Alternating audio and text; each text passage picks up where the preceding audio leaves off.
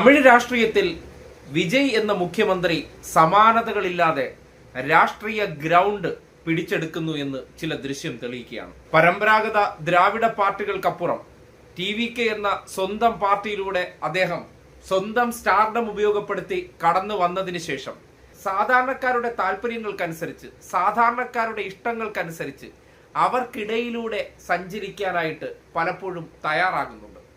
തമിഴ്നാട് രാഷ്ട്രീയത്തെ സംബന്ധിക്കുന്നിടത്തോളം പരിചിതമല്ലാത്ത ചില കാര്യങ്ങളൊക്കെ വിജയ് നടപ്പാക്കുകയാണ്. പരമ്പരാഗത ശൈലികളെല്ലാം പൊളിച്ചെഴുതുകയാണ്. അതാണ് ഇന്നിപ്പോ സ്വാതന്ത്ര്യ ദിനത്തിൽ കണ്ട ഈ കാഴ്ച.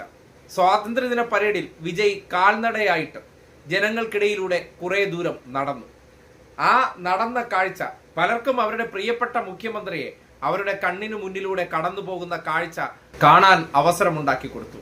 അത് അവർക്കിടയിൽ സൃഷ്ടിച്ചിരിക്കുന്ന ആവേശം ചെറുതല്ലായിരുന്നു. കണ്ടില്ലേ, സാധാരണക്കാരായ മനുഷ്യരെ സംബന്ധിക്കുന്നിടത്തോളം അവരോട് അവരുടേതായ ഭാഷയിലാണ് പലപ്പോഴും വിജയ് സംസാരിക്കാറുള്ളത്. നിങ്ങളുടെ അണ്ണൈ, തമ്പി, മകൻ, കുഞ്ഞ് തുടങ്ങിയ പേരുകളിൽ അദ്ദേഹം തന്നെ സ്വയം അഭിസംബോധന ചെയ്ത് അവർക്കിടയിലെ ഒരാളായിട്ടാണ് പലപ്പോഴും അദ്ദേഹത്തെ അടയാളപ്പെടുത്താറ്. അതിനോടൊപ്പം തന്നെ ചില പ്രവർത്തികൾ കൂടി അദ്ദേഹം സ്വന്തം നിലയ്ക്ക് ജനങ്ങൾക്കിടയിലേക്കുള്ള സ്വീകാര്യത വല്ലാതെ വർദ്ധിക്കുന്നുണ്ട്.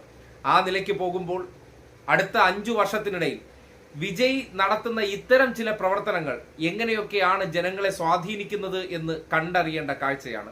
തമിഴ് രാഷ്ട്രീയത്തെ സംബന്ധിക്കുന്നിടത്തോളം ദ്രാവിഡ പാർട്ടികൾക്ക് തമിഴ് രാഷ്ട്രീയത്തിൽ ഇടം നഷ്ടമാകുന്ന ഒരു കാലമാണോ വരാൻ പോകുന്നതെന്നൊക്കെ ഇനി കണ്ടറിയേണ്ട കാഴ്ചയാണ്. എന്തായാലും അപ്രതീക്ഷിതമായിട്ട് സ്വാതന്ത്ര്യ ദിനത്തിൽ മുഖ്യമന്ത്രിമാർ വാഹനത്തിലൂടെ കടന്നു പോകുന്ന പതിവിന് വിപരീതമായി കാൽനടയായി ജനങ്ങൾക്കിടയിലൂടെ നടന്നുകൊണ്ട് വിജയ് അദ്ദേഹത്തിൻ്റെതായ ഒരു മാസ് സൃഷ്ടിച്ചു എന്നുള്ളതാണ് ആ ദൃശ്യം തെളിയിക്കുന്ന യാഥാർത്ഥ്യം.